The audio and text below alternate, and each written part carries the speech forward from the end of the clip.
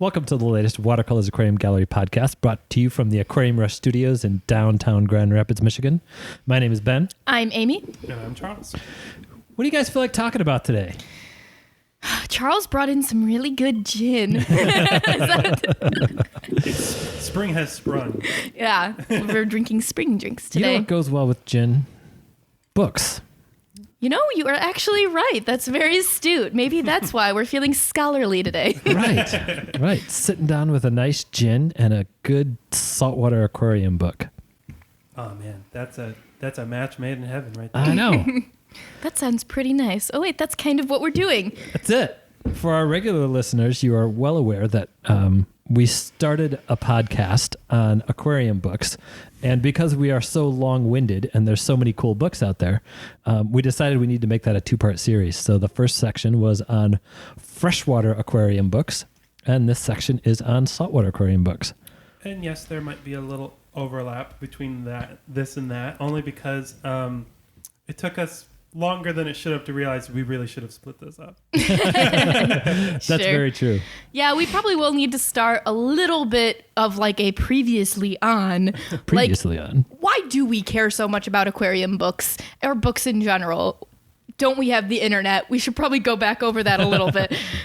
We did make some really good points last time about the verification of knowledge and documentation and all of that fun stuff.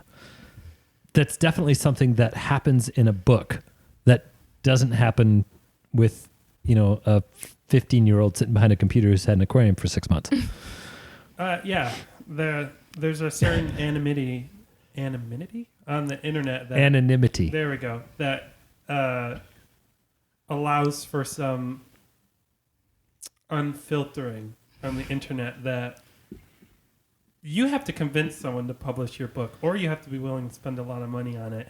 And those are two big hurdles. Right. Yeah, and even if you assume the information is correct online, something that a book offers you that the internet is so hard to find is context. A beginning, a middle, and end, this is the discussion, and this is all of the information that falls underneath it. I feel like that's actually almost more exaggerated in marine information. Yeah, it is for sure. One of the only challenges, though, that I have with saltwater aquarium books is the amount of technology that goes into a saltwater aquarium, and that technology is constantly changing. And it does seem to have a little bit more of an effect on saltwater than on freshwater. But the context, so one of the books sitting in front of me is Dr. Burgess' Atlas of Marine Aquarium Fishes. And this is my personal copy that I've had for, I honestly don't know how long. It's very clearly well loved to anyone who can't see it, by the way. Yes. And to have all of these pictures of all of these fish in one place, I spent hours upon hours upon hours upon hours learning from this book because of that.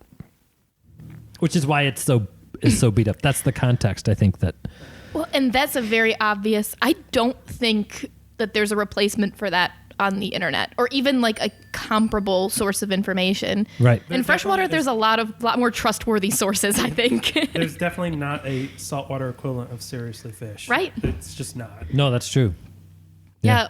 It's only websites that are selling fish that you get your information from, and it's not always great. It's certainly biased. That's no doubt. Yeah. Does that mean we need to talk about the fact that we are a fish store? And you just made that comment. I'm good with being called out on that. You're absolutely right that yes, we are biased.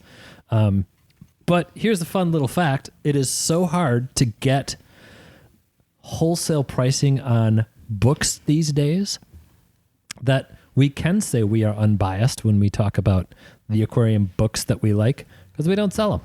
That's true. Yeah, and I always like to say we work in an aquarium store because we're obsessed with fish, not the other way around. Right. Yeah. So let's get into it. Let's talk about some of them. I want to talk a little bit more about this Dr. Burgess atlas of marine aquarium fishes. And I have to get, by the way, you guys said you're drinking your gin tonight. I am drinking, this is what is called an old ale or an old English ale. This would be based on a recipe from like 1652 or something like that. So cool. And it is a beer that I brewed myself. I was about to say, don't you dare forget that. Oh, no, don't worry. Needs to know that. Yeah, I'm Yes. looking forward to a little taste of that after this. I think it'll be the nice. It's delicious. Yeah. It's a nice malt forward beer with just a hint of hops, nothing too bitter. It's delightful. All right, where was I going with this book? Oh yeah, this book look at is those pictures. yeah, it's brilliant. Of course, you opened it up to an angelfish page. Like, I know, oh, right? His fingers know. Yeah. So this book is 750 some pages, including the extensive index. And I remember one of the things I always appreciated about the index is the index has both the scientific name and the common name, and sometimes multiple common names. oh, cool. Right. So you can look it up under Coral Beauty, or you can look it up under Centropage Bisinctus. Bisinctus? All of a sudden, that doesn't sound right. Hang on, let me look. It's by Spinoza. By Spinoza. Thank you very much. Yes. As soon as I said it out loud, Two it just spine. Yep. By Spinoza's two spine. Yep. Stabby stab. Yeah, and one of the things Amy talked about with context, as I look at it,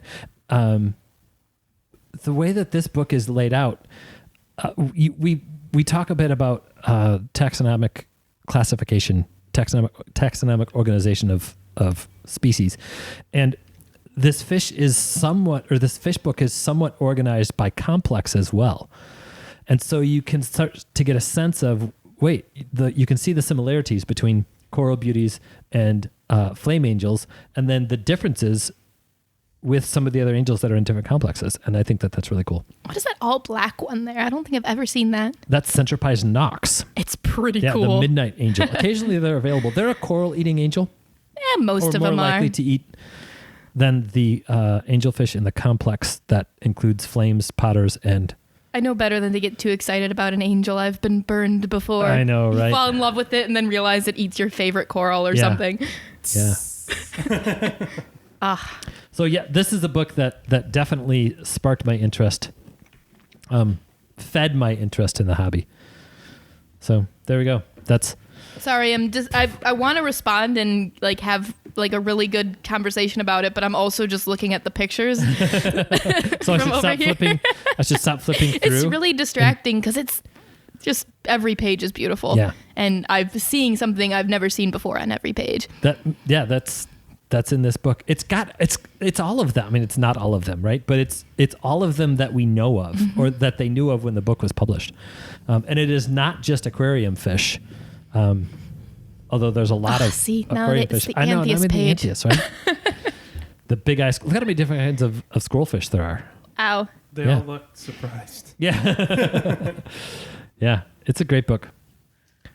If you ever find it, run across it. I don't believe it is in print anymore. A pearlfish. Cool. Are you familiar with pearlfish? No? They live in the anus of a sea cucumber. Oh, fun. Which is essentially a giant anus. Yeah. They live in the butthole's butthole. We're going to get some negative comments on that one, I'm sure. Well, let's give Amy some gin and have her talk about Bad guys. Don't bring up sea cucumbers if you don't want to go there. Right, that's true. I did actually catch one of these when I was in Jamaica. Were you carrying a sea cucumber around? Yes. Just by accident because you were We were collecting just- the sea cucumber? We knew that was a possibility, and we were collecting fish and organisms to put in the touch tanks and the show tanks to study them, and we put a sea cucumber in there in the hope that it would have a pearlfish in it, and it did. Oh, that's so exciting. Yeah. It is kind of like finding a pearl, I guess. They do, and they dart in backwards. Cool. Their tail is long and spiky like, and that's how they dart into the sea cucumber. Wow, that's so interesting. No, I have never heard of that before. Mm-hmm. See, we're learning new things today. Crazy little fish. I have no props today. I am just here to learn. Well, there you go. I don't know many of these books. Obviously, I know that book by reputation, but it's Yeah. not something I have a personal relationship with the way that you do. Yeah, it's great. So All there we right. go. If you are looking for that You want your book that you can treat sort of like a catalog of saltwater fish. That's the book. Dr. Burgess Atlas of Marine Aquarium Fishes. I have no idea. You got to be able to find it used on Amazon, I would expect. I don't believe it is in print anymore, but I highly recommend picking it up. Definitely a worthwhile collector book for anybody's shelf. Mm-hmm. And so if we stay on the fish theme, I know Charles has the stack of Scott Michael's books sitting out. Yeah. And that's what did you bring to show the class? The expanded version of this, where it's got a whole bunch of different fish in it, but then also a lot of detail about it. So the Burgess Atlas of Marine Aquarium Fish is really just here's a picture of the fish, here's where it's found, here's how big it gets, and here's a little bit more information about it. The Scott Michaels series goes into detail. Specifically the Reef Fishes series, in case anyone wants to Google that. And although the Sharks and Rays is technically not in the Reef Fishes series, it's in the Reef Fishes series. It's the same format. It's the same size. It looks really good on the shelf next to the rest of them, and that matters. They're the same size. They're the same sort of... Yeah. Yep. This is the dotty back I was talking about this morning. Yes. They're evil. The oblique. Anyways, completely unrelated to this podcast, actually. But, all right, maybe it is relevant. It is. Talk about that. That's how you know about that fish, right? It's not, but it's relevant here because our instinctive response was not to look this up on Google. We all have smartphones at this table. But I said, oh, wait, it's in this book. Here you go. And here's the quick, spark notes you need to know about it. And I wouldn't even just say spark notes. That's not fair to this book. That because each species, group, or however he decides to divide it up in each individual book or each individual clade, I should say, or complex, I guess, in the context of this book, he does have an entire section devoted to, so here's their natural history, here's their, this is where they're found, this is how you can keep them in aquariums. And then he'll go species by species and be like he'll approach the dottybacks in this book as like a general, this is how you take care of all dottybacks. And then he'll go through each individual dottyback that he could think of and be like, okay, so this is how this one's different.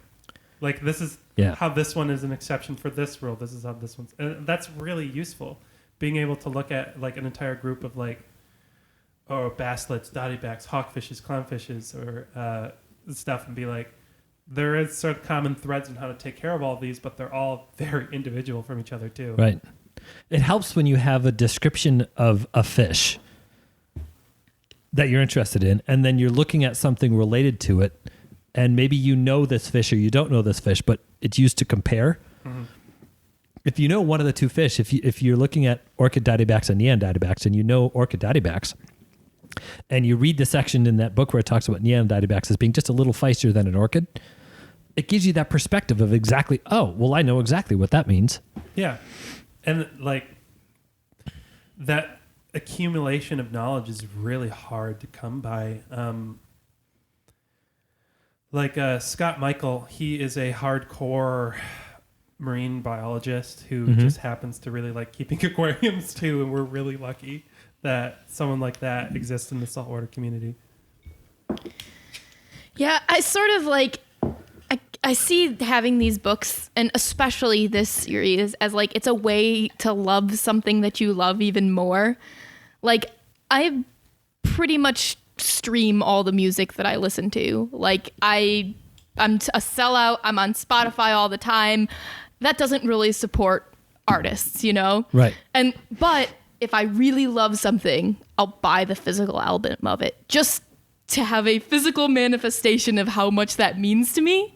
And having these books are I've loved every basslet I've ever had, but this is proof of how much I really want this fish and this whole thing in my life. That's a pretty good analogy, because it gives you such a more intimate look at the whatever it is you're studying when you have a whole book dedicated to it. Just like having an actual album, you have what the artist meant when it was originally presented. Not to mention, similarly to music, it's a way to get a little bit of money back to the person who gave it to you. Right. Right. That analogy is so spot on. I have one book in the Reef Fishes series. It's the anemone fishes one. Yeah.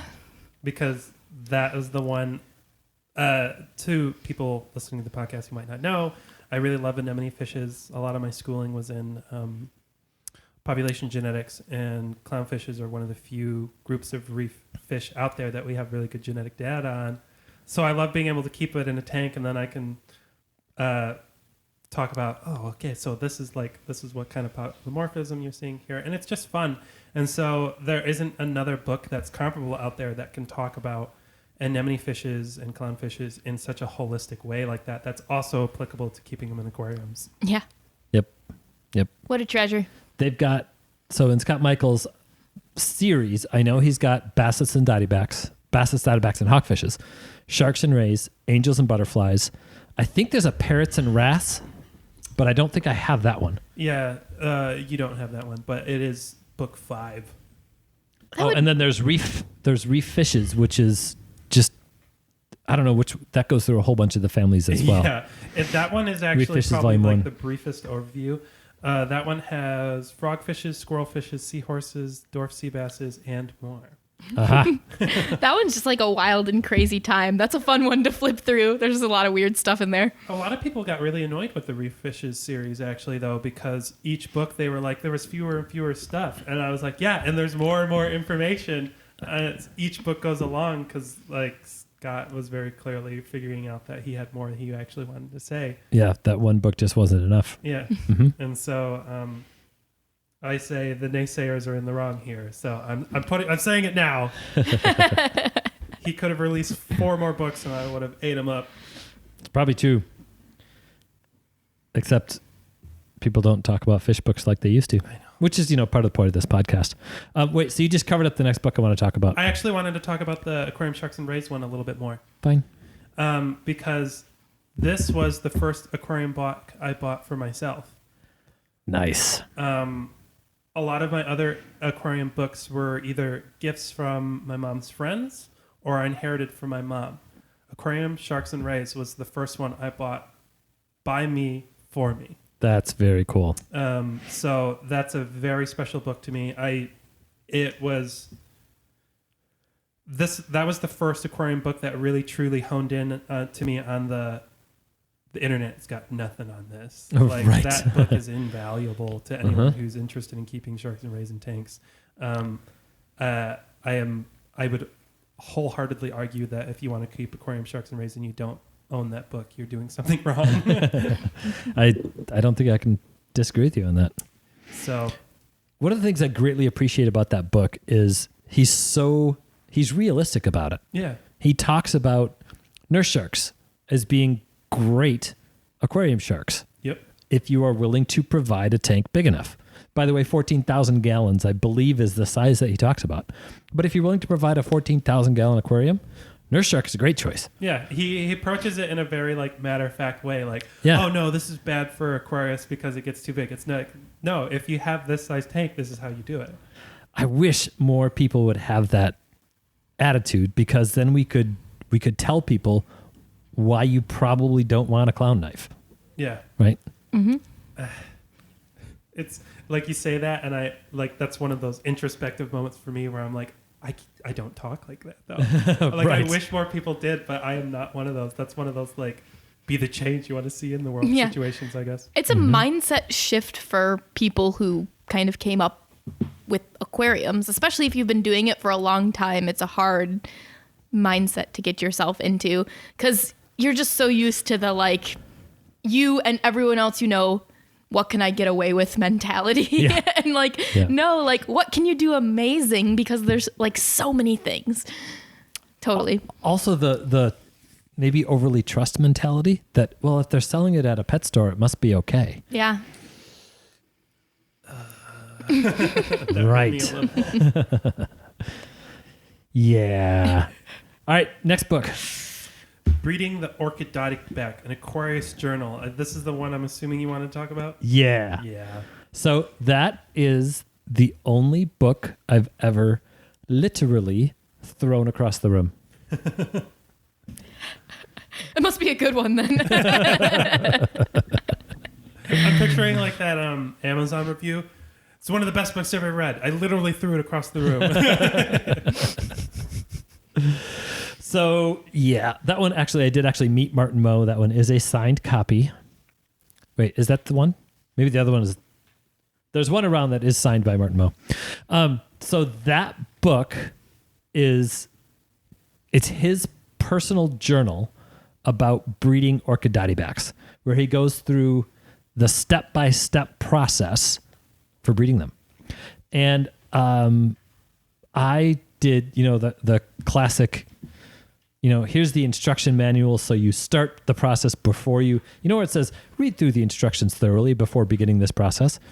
I didn't do that. I just That's when you throw them away. Right. I just followed along with Martin Moe along that process. And this was in the early days of marine fish breeding. Well, okay, unless you're Martin Moe, because he was breeding gray angelfish, I think, in 1976. Yeah, well, we're not Martin Moe, and we're not gods either. So.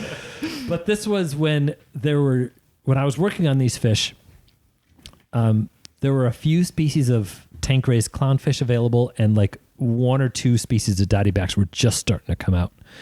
And Martin Moe wrote this book, and I thought, all right, I'm doing it. And I was, this is before I was involved in the business, but I was very good friends with the owner of a different local aquarium store at the time. And he said, all right, I will sort of sponsor you in your dottyback project if I get, a certain percentage of the babies. I'm like, sweet, let's do this. So he hooked me up with all kinds of equipment. He helped me work on getting pairs of dottybacks. And this whole time, I'm reading through this book going, yep, I got that set up like that. Okay, I did this a little differently, but this is why, and it's good. And I'm reading this book. I'm like, all right, it's doing this. And I want to interrupt you real quick, only because the audience can't see this. I'm smirking right now because I know where this story goes, and it makes me laugh every time. So continue, Ben, please. All right. The biggest challenge with breeding most species of reef fish is feeding the newborn fry. So many of these fish are so teeny tiny and need something live to trigger that feeding response. Now we've come up with some solutions to that, but this was probably 1999, 2000, right in that era, you couldn't go to Algae Barn and buy live rotifers or live anything, right? I did manage to get my hands on some rotifer cultures like once, but it was really tricky to get those. So anyway, I'm reading this book and I had gotten to the point where I got my dottybacks to produce egg masses, and multiple times and on a semi-regular basis. And then it's the time, the chapter on feeding the fry. I'm like, yes, this is, and I was brimming with excitement on how, and being able to read this next part. For those of you that know me, I'm not an avid reader. I don't sit down with a good book all the time unless it's got a lot of good pictures in it. Occasionally, but pretty much I don't. But this one, I was pouring through it. And I get to the section and I turn the page and I see the word plankton toe. I'm like, you son of a... Threw the book across the room. I live in Michigan. You can't do a plankton toe for marine species in Michigan. He lived on the coast, and so he would do a plankton toe, and that was how he would get the teeny tiny food to feed his baby orchid dottybacks. Damn it. Throw the book across the room, find another solution. I successfully got my orchid dottybacks to 7 days. And which is, by the way, for context, amazing. Yeah, with no access to live food. I got them to 7 days actually on sponge grunge. Wow. Yeah. That's so cool. But yes, so even other than the plankton toe section, if you are getting into fish breeding, that is a essential must have. Also, in part, I think for me the most valuable aspect of this was how. So this is written as like a journal entries or like a blog. Yeah. And his consistent struggles and his like days of being highly discouraged and being like, how am I going to get past this? Yes. Like that is very contextualizing to someone who's thinking about breeding marine fish. It's like, it can be daunting, but being able to see that like someone like this, he got through it and he did it. And like, that's invaluable encouragement, but also like just for me, a lot of the like attempts at stuff he tried. Like my personal favorite was, I think it was ciliate cultures. He tried culturing them on V8 juice because he was desperate. Oh yeah, that's right. And I was like, that's a solution I would have, like, it didn't work, but that's a solution I would have never tried or thought of. Yeah, you would have tried something else that didn't work. Yeah, exactly. And so just being able to watch, like, I don't know, I shouldn't say watch, but being able to like go through that process of figuring things out as he was amazing. It makes the process seem so attainable. Yes. Particularly now that we don't have to do a plankton tow, we can go to an online source and buy live foods that are proven to successfully raise baby newborn hatchling. There we go. Larval dotty backs. But everything else about that book is so, well, that sounds pretty simple. And it really is. Sounds like it's time to try again. I think it absolutely is time to try again. In fact, I drilled a hole in the tank today to... Did you break it? No, I did not. I successfully drilled a hole in the tank today. Guys, that's huge. I know. That's like important. You didn't even tell me that? I just told you that right now. There's a cute little like thumb-sized bulkhead in it too. Awesome. Mm-hmm. I'm so excited. Yep. All right, so there we go. Breeding the Orchid Daddy Back by Dr. Martin Moe. Highly recommend it. Follow some of Martin Moe's stuff because he's a pretty cool guy making a lot of amazing contributions to the hobby. Yeah, like there's this particular aquaculture facility with orchid dottybacks that I really like. Yeah. Yeah. And yes, he did breed gray angelfish in 1976. That is not wrong, by the way. Right. That is confirmed by two people at this table. Yeah. Yeah. Pioneer. Yep, for sure. Is that like the only, I don't know, like this is a very hands-on, practical, like how-to guide. Most of the books that I'm seeing are more like overviews of genera, overviews of families. Do we have any other, like, in the freshwater one, there were all sorts of like, this is how you do a freshwater aquarium. This is how you do a planted aquarium. This is how you do an aquascape. Do we have good saltwater books like that? Well, funny you should ask, Amy, because I think the next book on deck just happens to be that. I actually have no idea what Really? book you're talking about. So it's a genuine question, not a setup. It's sitting in front of Charles. Oh, is that that one says clownfishes. That still seems like it's just a clownfish book. I don't know this one. It is a clownfish book, but this is Clownfishes by Joyce Wilkerson. And there is a detailed breeding project in there for clownfish. If you want an instruction manual for breeding clownfish, that's the book. She and these instructions are, this is how I do it, because she's a clownfish breeder. Yeah. Cool. Or at least was. I don't know what she's doing these days. I'm not sure. But like, I just wanted to read some chapter headings just to give you an idea. Broodstock aquarium, foods and feeding, spawning, live food cultures, metamorphosis, and the juvenile period. Cool. Like this is, like if you want to breed clownfishes, this is the book. That is the book. Some of her setup. This was written in 2001, I think, or at least published. I don't know when she wrote it. Yeah, that's probably accurate. But so some of the like the equipments she used are probably a little outdated. But like if you want to raise clownfish that way, this is very clearly a viable way to do it. Yeah. And I think that's a true testament to how easy clownfish are to work with. Is that, wow, like you're looking back and I'm like, she was using under gravel filters to breed clownfish. Yeah. And that book, it's super practical. That is the one if you want to get into breeding fish, you should buy that book before Martin Moe's book.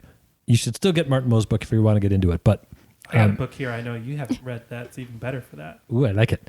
But we'll get to that. Yeah. If you're going to start with breeding fish, saltwater fish, you should start with clownfish. And if you're going to breed saltwater clownfish, you should start with that book. Let me look at this clownfish book. I've never seen it before. I don't think I've seen it before. It's amazing. Do you have this one too, Ben? That's mine. Is this is your That's his. copy? Okay. I have it on Kindle, so I have to borrow his. Oh, I think there's a copy of that one downstairs, though. There is. You do have 2 copies. Okay. okay. Good. I've probably never noticed it. This is beautiful. It's great. Great shots. Ooh. Yeah, and very well broken down. To talk about it as a manual or whatever, like there's so many pictures, there's so many diagrams. It's beautiful. Ooh. This is a great callback. Food here. web. So you know how I worked on producing that Macaulay pear downstairs? Yes. That was me working on how she makes white striped maroon clown pears. Oh, so there we go. Yep. Those are the practical applications because those clowns look really good in our display and they Yeah. haven't killed each other yet. Because I know. That's great. I thought, hey, this is a species of clown that notoriously kills each other. The same principles should apply, right?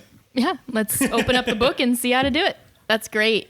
So I think that's a great segue into, I alluded to it. So I got a book that I don't think you've read. Which one? The Complete Illustrated Breeder's Guide to Marine Aquarium Fishes by Matthew Wittenrick. Oh, yeah. I've read that book. It's great. Really? Yeah. It's good. I don't, excuse me, I don't have it. Yeah. But yeah, that's That book's amazing. phenomenal. If you want to breed demersal spawning marine fish, I don't think there's a better book. Yep. And I kind of love that book, and it's kind of inspiring to me because I think it was published in 2008, and it talks about pelagic spawning fish as like the this is the cutting edge. Hopefully, we'll crack it soon, and like so. Pelagic spawning fish are things like wrasses, anthias, and Angels. and tangs, and these are all things that we're figuring out now. And it's just like I truly think the marine hobby right now is experiencing like a renaissance. Like the last 5 years or so, we've figured out how to breed more fish than we did in the 20 years before that. And it That just sounds like about that right. sort of like thing. It's mind-boggling to me every year. Like the things that people have managed to breed. Like we have captive bred, not tank raised, captive bred majestic angelfish downstairs right now. Yeah. Yeah. And- That's amazing. Every day I look at those and I'm like awestruck because that blows my mind. And they are so hardy. Oh my god! It's 2000 to 2010 was just like a golden age for aquarium books. That was when publishing sort of became available to people that, I don't know, it became available on a different level. You didn't have to go through like one of the big publishers or prove yourself tremendously to be able to publish a book. You could do it with limited resources. And it was just before the internet really took over everything. Right about 2010, everything switched over to the internet, and Yeah, there are not fish books being published like they used to. But this whole stack, these top 3 were all between 2000 and 2010, at least the reissues of them. yeah. I would kill for new fish books. I know. Like I know. this is fantastic information, but things have changed. Yes. I think the most recent marine aquarium book I own is Matt Pedersen's Bengai Cardinalfish book. That's definitely a newer one. I think that was 2012. I don't have my copy here because I'm an idiot, but Yeah. that book was really cool. I cannot describe to people how cool that book was. It had a couple different sections. It had like a section on natural history, and that section of the book was written by a guy whose entire career is Bengai cardinalfish natural history. Maybe not his entire career, but he's the guy that discovered them and described them. Oh, Gerald Allen. Yeah. Yeah. And then like another section written by a person who works with them in this capacity, and there were 3 parts, and but of course the most interesting part to a person like us was the part written by Matthew Pedersen was care and breeding of Bengai cardinal fishes in the home aquarium, and like these are different strategies people have used, and like he even goes so far as to like describe it as, so if you want a production breed Bengai cardinal fish, here are your options. These are 4 different ways that have worked for me. This is how, and he even breaks down the math of like, so if you're doing XYZ, you can theoretically grow this many in this time frame. Like he approaches it as like if you're a mom and pop aquarium breeder trying to breed for production to wholesale. Right. And it was just really enlightening and like almost jarring in how like, what's the word I'm looking for? How unnervingly frank he is and how hard that is. Yes. Gerald Allen, by the way, if you look at fish books written in the 80s, if it's a saltwater fish book, it probably has Gerald Allen's name on it. There's, I think, 3 Gerald Allen books on the shelf there. Yeah. And then if you look at a saltwater fish where the species name is Alleni, like the Allen's damsel, that's named after Gerald Allen. The best damsel. Yeah. Yeah. That's not a clownfish. Right. Yeah. So Gerald Allen's one of those people that he was is a groundbreaking, prolific aquarium fish or aquarium author. Well, that's because he was going around finding everything and being a cool guy. Yeah. Yeah. He was part of a lot of the expeditions that discovered a lot of the deep water centropies and paracentropise angels too. Who's the guy that was it? The guy that died recently? Bob Fenner. We'll talk about him yet. Yeah. Oh, yeah. Yeah. What a cool guy. Speaking of cool guys, The Conscientious Marine Aquarium by the late, great Bob Fenner. Bob was somebody who I even kind of considered a little bit of a friend. Bob was super cool guy. Conscientious Marine Aquarium it's a book. It's a little more of a how-to, and it's written from the philosophy of doing it right and being conscientious about how you're doing it, being someone who cares about what's going into the tank, how they're going to live, where they came from, all that stuff. And so that, I think that would be, hey, I'm really getting serious about this hobby. That's a book that should be on everybody's shelf. Yeah, I'd have to agree with that. That book is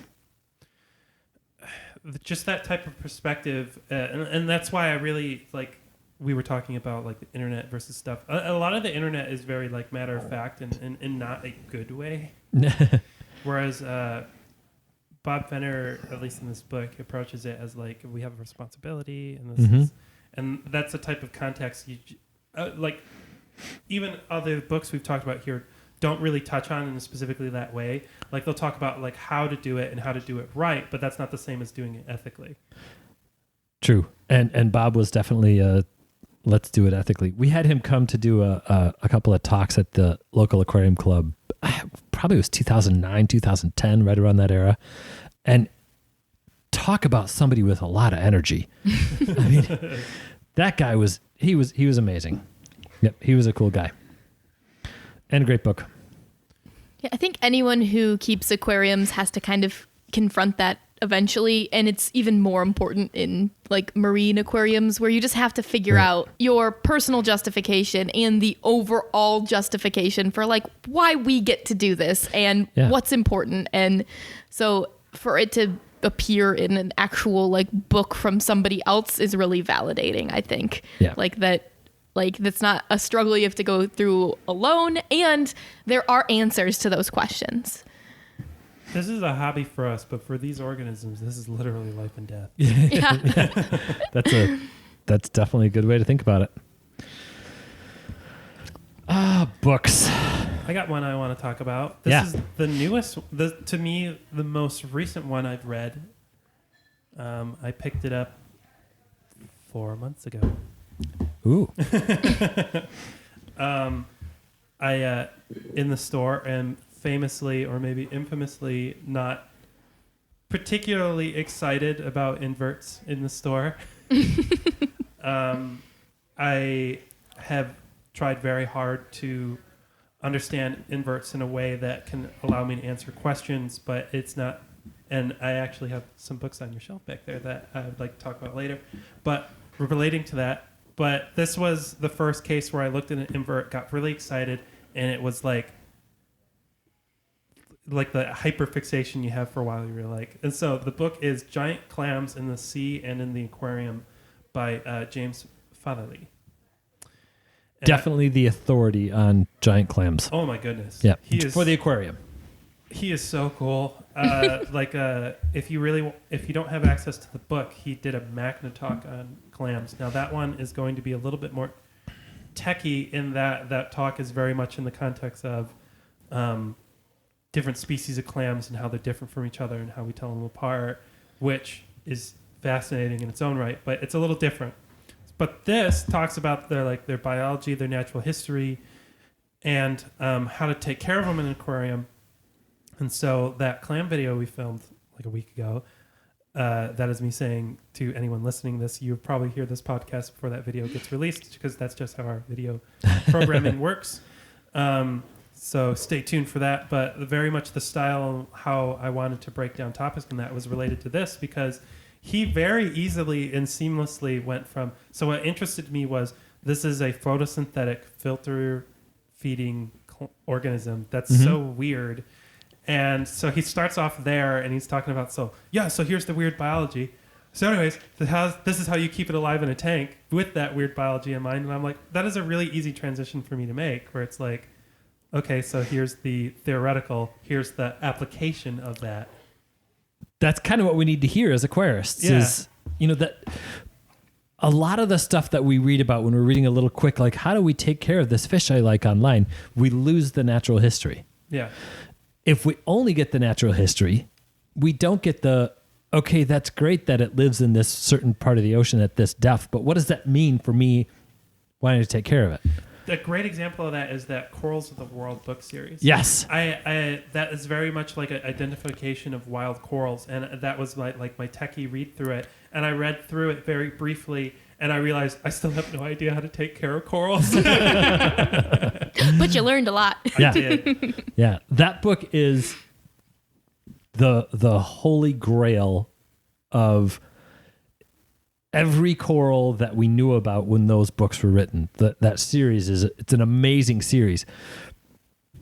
But if you want to know how to keep them alive, either Julian Sprung's coral book or Eric Borneman's coral book, you need those. Yeah, those are way more. Yeah. Way more there's not quite as much natural history in those books. But the care, it's there.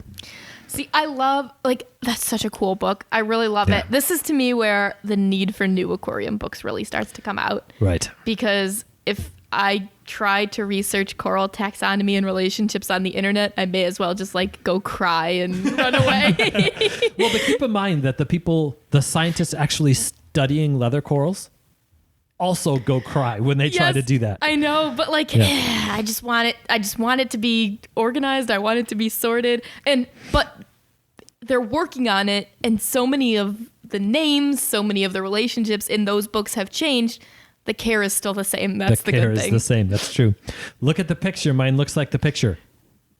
Yeah. Good. Mine that looks sort of similar to the picture, and it's still probably the same care. That's kind of the nice thing about corals, too, is you can really kind of generalize in a lot of ways. But their growth form is determined by their environment, and we're trying to provide an environment. So if it's a similar growth form, chances are good. It's likely, notice I didn't have any committal words there, right? Chances are good it's likely their care is going to be at least similar. All right, shake the magic 8-ball again and tell me what it says. Right. All signs point to yes. Yeah. I would like to put my little plug for reef aquariums versus planet aquariums. I do think that a lot of people get put off by reef aquariums because they think they're more complicated. I would argue that I think a lot of people... freshwater aquariums are more intuitive, especially when you're working in. But if you really start looking at it, at least from a technical standpoint, I should say, I'm really starting to switch to the mindset of I think keeping corals alive is easier. There's way less, there's more generalization you can make. Of course. Yeah. Yeah. Whereas like, you know, the same way that I would keep a red root floater or any other plant in an aquarium. Even any other floater, like the water chemistry they need, the circulation they're able to take is different. It's not the same. Yeah. The water chemistry of the ocean is, for all intents and purposes, the same in the Caribbean as it is in the Red Sea, as it is in Indonesia. I'm going to tease you a little bit. Now, technically, the Red Sea is saltier, but more or less... Functionally. Right, functionally. Functionally. The proportions and stuff... Yeah. Essentially the same. Yeah. They're... Right. It's just like... So I spent... And I harp on it so much because I spent so long thinking that reef aquariums are more complicated and harder to do. And then it really took literally one conversation with Amy once where I suddenly, like, a light bulb clicked and I was like, oh, man, what? That's The idea of like, because the difference is testing is more important. And the Yeah. idea that that's something you would be freaked out on, even you would recognize that's ridiculous. Yeah. And so, I don't know. Just Yeah. like, Amy is really good at reframing something towards an individual person. And like, that specific conversation was her being like, no, Charles, X, Y, Z. And then suddenly my brain, like the puzzle pieces fit together. And I was like, whoa. So I very much, I will stand, currently as of April 26, 2021, will die on the hill of that. I think overall reef aquariums are simpler. I'm not going to say they're easier. I think if you were looking at water chemistry standpoint, I think they're simpler to work with. Sorry, I just got distracted because I opened up this coral book to the page of the coral I'm literally working with right now, so you guys can keep talking if you want to. Yeah. It has a different name, but it does look exactly the same in the picture. She's the podcast for this digression. I don't know. But She is flipping through Eric Borneman's Aquarium Corals book, which I think Julian Sprung's has the same name. This just is Aquarium Corals, Selection, Husbandry, and Natural History. if I'm remembering correctly, though, Scott Michael's Reef Fishes series is the same publisher as this. If Yeah, anyone is- TFH Microcosm. There we go. They like most, I think all of the books that we've talked about tonight so far, except for maybe Martin Moe's book, is a TFH Microcosm book. They published I aquarium miss books. when Microcosm existed. all. What's that? I miss when Microcosm existed. I know, right? Yeah. Odd Konings, his Cichlid Press is not. And then I look at that Orchid Dottyback book and see the Corals of the World is not. But I mean, all of the rest of them are. Green Turtle Publications. Okay, so that one's not.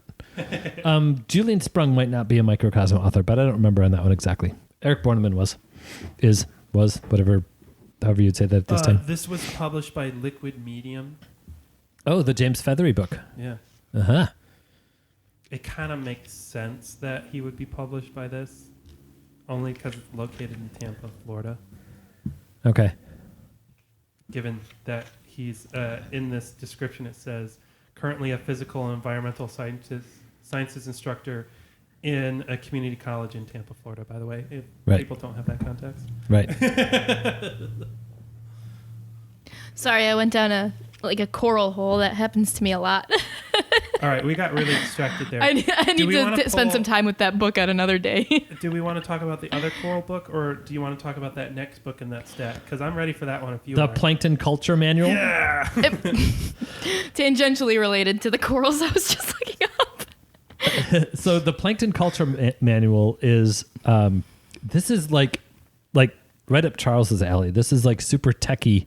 This is a And- laboratory manual on how to maintain planktons in a lab. Yeah. So go maintain some plankton cultures for us. Exactly. And Oh my goodness. why do we care about plankton? That was the book. I got that book after throwing Martin Moe's book across the room. Yeah. This is, I'm not going to say it's the most up to date, but it's the most comprehensive, readily accessed to a hobbyist, published way of how to maintain this crap. Yeah. And so at that point, the closest that we could come to try and get phytoplankton was to try and use some harvested live rock and make green water with it. Yeah, this book Yeah, is and really then hopefully cool. use that to feed your rotifers, and hopefully That use sounds those really to hard. feed your little larval fry. And this book has sections on microalgae cultures, rotifers, ciliates, artemia, copepods, daphnia, and even oyster and clam larvae, by the way. Cool. Yeah. Well, and that was the process back in in the 90s. It was you set up a system to grow phytoplankton so that you could feed that to another system to grow rotifers. So you could feed that to another system to try to grow your didybacks. That you got the eggs out of another system where the didybacks bred.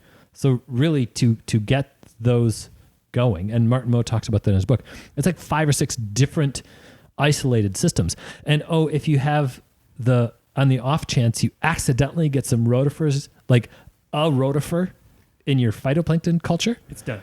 all of a sudden they eat all your phytoplankton and it's We gone. have another rotifer culture now. Yeah. Yeah. And rotifers are teeny tiny, so that would be really easy. Yeah. Just the wrong pipette. Yeah. If your feed line, if you have because you would set it up so there'd be a direct feed from your phytoplankton culture to your rotifer culture.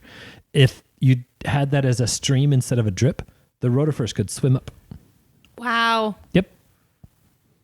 So it has to be a drip. Oh, and not a drip that splashes.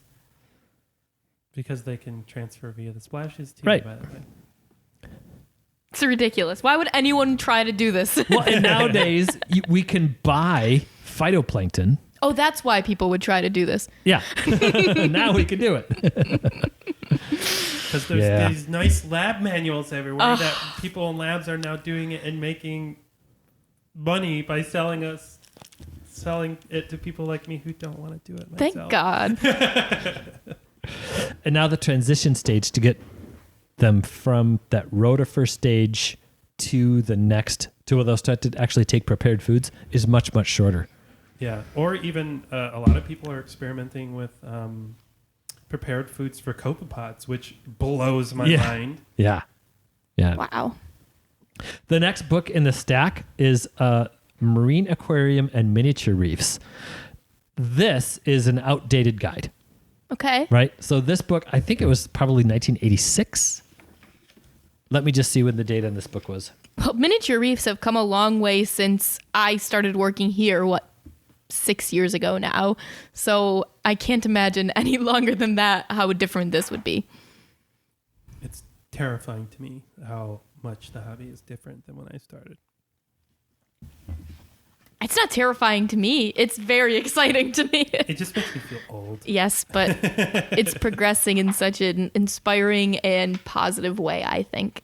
I just don't want in like 20 years to have that moment where I realize I'm the outdated old guy who hasn't like changed the way Listen, I keep aquariums. If we're the outdated old people in 20 years, that means we've done a pretty good job. All right, fair. I'll accept it. I don't want to be the epitome of aquarium keeping. Let's put it that way. Yes, I know what you mean. 1990 was when this book was published. So 30 years ago. Yeah. More And than 30 years ago. Although 31. there's definitely some value in it. It's definitely referring to undergravel filters and damselfish to cycle in aquarium and keeping. It specifically talks about keeping cleaner wrasses in your tank to reduce parasites. It's definitely a time capsule. Yeah, and look at how the picture of how healthy the cleaner wrasses look. Oh, no. Yeah. They look so bad. Why did they take a picture of that?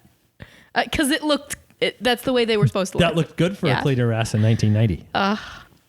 You know, I think that it's still valuable to have this stuff. And the stuff that did work at the time, you can still learn a lot from. Like undergravel filters, easy to operate, lots of oxygenation, and it's a standard cheap filter that you can get. we do the same thing with hang on the backs now. Yeah. Yeah. So principles don't change much, but philosophy has changed a ton. You can definitely see that book is pretty beat up. That was, Yeah. I think that was probably the first big saltwater aquarium book that I had. And so I pored over that book. Yeah, there's pictures of Amy right now is flipping through, and there are pictures of the melon butterfly fish, which might qualify as the most elegant looking aquarium fish. I mean, I could see that. I'm picturing him with like a wine glass being like, quite. In like a pinstripe suit. How quaint. but they talk about that as a viable aquarium fish, and they are an obligatory corallivore. They do actually say it requires living coral. It should be avoided. So, Oh, that's good. so they did good on that All right, one. that's good. Yes. I mean, if your corals are only going to live like 2 weeks. Well, it's- yeah, you know, a steady supply of wild-caught acropora colonies, and keep it alive as long as you want. But you can see the pictures of the fish. Mm-hmm. They don't look very good. Yeah, here's like a really textbook example of head and lateral line erosion that's gone way too far. That says, we don't know why yellow tangs do that sometimes. Right. You know. Well, now we do. Yes, now we do, and Yeah. now we avoid those things. So And we can even reverse it in some cases. yeah. Yeah. Yeah, I'm fascinated by stuff like this because if you're cautious, I think you can still learn a ton. I agree. I think last time I did a call out on a certain book, and hopefully there are some saltwater aquarium book enthusiasts listening to this podcast or hear this podcast. There is a book that was published in, I believe it was 1972. And it has a section in there on keeping sea turtles. I really want that book. No, not because I want to keep a sea turtle, but the historical perspective on that book. There are Yeah. so many things in that book that are just, I remember reading something about damselfish are particularly hardy, sometimes surviving up to 6 months. Yeah, that's what we don't like to hear. Right.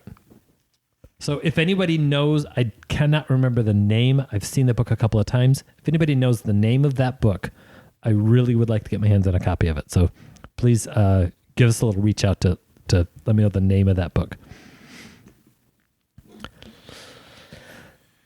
What other books, guys? That microcosm reef aquariums one right there in the front of that section right there.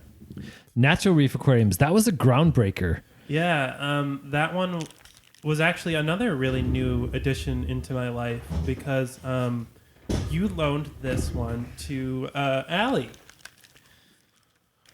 And so when she brought it back, this is the genuine story. I was eating lunch and she had left it on the table. And I said, and I started reading through it. And I was like, wow, this is really cool. That was when the shift was happening from these sterile, dead coral skeletons and the name of the substrate that we used was crushed coral. That's literally what it was called, was crushed coral. And that's what it was. Into aquariums that have stuff from the natural environment, the use of live rock, the use of live sand. That book goes into some detail about just why that's such a good idea. It's funny that things have kind of shifted back the other way. I know it is. This Yeah. is this was a really fun read for me because my first marine aquarium was set up with the philosophy presented in this book. Mm-hmm. And that felt so cutting edge at the time. And it's not, and I'm glad it's not, because this was very clearly like new territory for everyone. It was a little unnerving. And this book was written in 2001, I think. And I set up my first saltwater aquarium in 2007. So I very clearly benefited from those pioneers. But just being able to see, this was a very nostalgic journey. Was this book, but also just the philosophy behind it between like behind the idea of it doesn't need to be a sterile environment, like Mm-hmm. you said. It's a living, breathing ecosystem, and you can make that's attainable and doable and possible. And I just love that.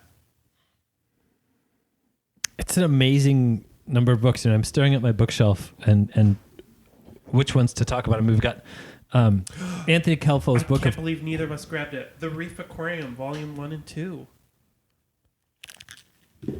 What is wrong with us? It's because I don't have volume 3. That's okay. Volume 1, 2, and 3. This is Charles holding up Volume 3 right now. We have it, I promise. Is that Dielbeck and Sprung? Yes. Yeah. Oh, man. Charles Dielbeck was from the Hawaii Aquarium, right? I think And then so, yeah. and then went on to the Monterey Bay. And then Julian Sprung, Two Little Fishes is his company. Oh, interesting. Now, I was just talking about the Cutting Edge Pioneer, and you were talking about this. This was published in Volume 2 was in 1997. This was at the beginning initial stages. Yeah. And when I said I wanted to start a reef aquarium, my mom has copies of these. These were the Nice. books she handed me. Nice. I traded. Sorry, I'm just laughing at it. This is him talking about every single way to attach rocks and coral and stuff together. Oh, And there's yeah. a little section on chewing gum here. Really? And it says, instead of dental cement, it is possible to use chewing gum as a locking device. Chew it first to remove the flavoring, and then soak it in ice water to give it a firm consistency.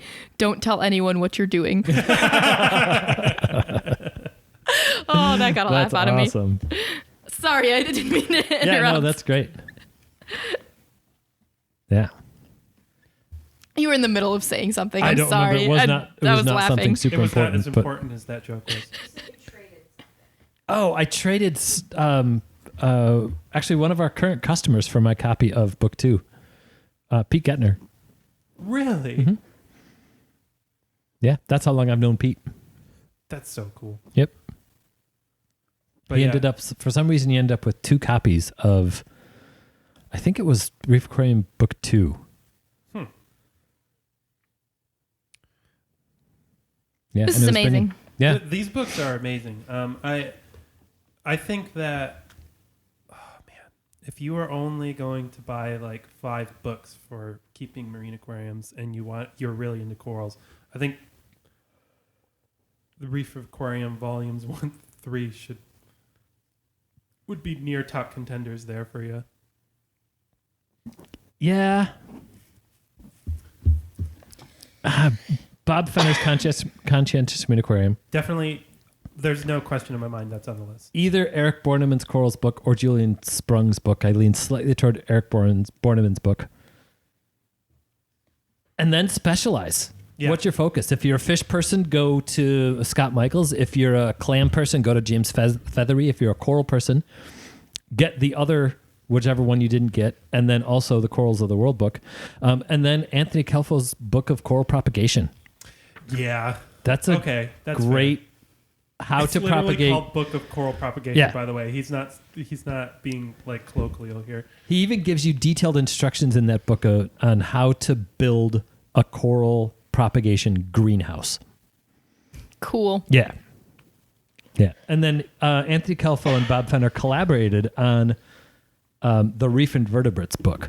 And so they go into detail about all of the mobile invertebrates we'd put or not want to put in a reef aquarium. So crabs and shrimp and clams and all of the rest of those creatures. It's a great book.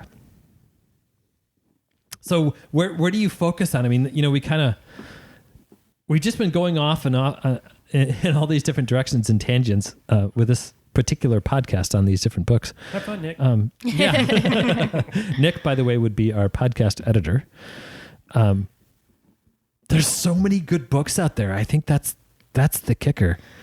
I don't think anybody should be without Bob Fenner's book. I think I'm going to go with that as okay, I want to start my collection. Bob Fenner's Conscientious Marine Aquarium.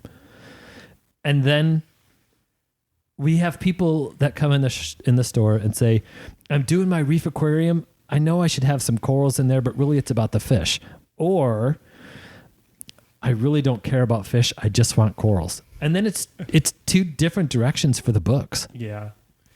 Or even, I just want a bunch of pretty fish that get along, or I really care about this fish. Yeah. Like, it's the nice thing about this is you can find someone who wants to go deep into whichever subject you're interested in. So Right.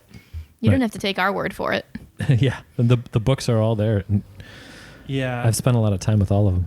And I also want to talk about something, like I want to have a specific digression on this topic here. I really think discussions like this are really valuable because I'm the type of person that is very prone to getting like stuck in my own head with my own thoughts. And so like I brought up like Amy recontextualizing corals for me or and stuff like that. And you don't, that won't happen unless you're reading a book with someone with a slightly different viewpoint, or you're in a room with someone with a slightly different viewpoint. And I think it's very important for you to challenge your own ideals or your ideas or how you feel about something, because if your opinion on something can't stand being tested, then maybe it's not a very good opinion. You know? Yeah, I And like that. so I guess this is me being thankful that I'm lucky enough to have these discussions with you guys here every day with our customers. Every day, like I get to interact with people on like the local aquarium club Facebook page and stuff like that. And so if you don't have that type of interaction in your life and you're really into aquarium keeping, I highly encourage you to seek it out, or even just comment on our Facebook page or something. I don't care. Like any sort of like that sort of dialogue. It's worthwhile and it's amazing. And I never thought I'd be lucky enough to make a career out of doing that, but it's great. It's so much more fun that way too. Yeah. Well, we have books here that talk about where we came from, and books that help us recognize really just how far we've come. Some of these books do a pretty good job of making us realize just how simple things really are. Some of them, how far we have to go. I have a customer that I tell almost every day at some point, I'm going to have a conversation where I'm like, dude, literally every day I learned something where I'm like, man, that would have been useful to know like 3 weeks ago. Yeah, for sure. We have books for those people that want to specialize in something, and we have books for people that want to generalize, and we have books for people that just want to dream. Look at pretty pictures. I definitely did a lot of that. But I'm a book person, and that's why we have this big, huge stack of books. That's why we're having this conversation tonight. So please, if you listen to this podcast and you have a favorite book that we didn't talk about, or one that we did talk about, let me know what you like and why I should revisit that book. Or if there's one that I'm like, hey, this book changed the way that I looked at aquariums, let me know. I want to spend our money. Yeah, I want some. We need more I want books. some more information. I want some more ideas on great aquarium books. But be sure to take the discussion over to our Facebook page. You can also leave a comment on our website underneath this episode. If you have any questions, comments, or ideas of an episode you'd like us to do, this aquarium books episodes, these were a special request. So I'm glad we got that one. This was really fun. Make sure to like us on Facebook and Instagram, and definitely check out the YouTube channel. We abbreviate our subjects a little bit more there, so it might be a little bit better for that. Yeah. A little bit more user-friendly. Right. You don't have to listen to us ramble on for an hour to get the information. Yeah. Well, if you don't want to listen to us ramble on to get information, just pick up a good book. True. Maybe we need to do more book club videos. Yeah. That was really fun too. Right. I got a good response. Well, thank you so much for listening. Let's have lots of fun and keep those hands wet. Unless, of course, you're picking up a book, then dry your hands first. But thanks for listening.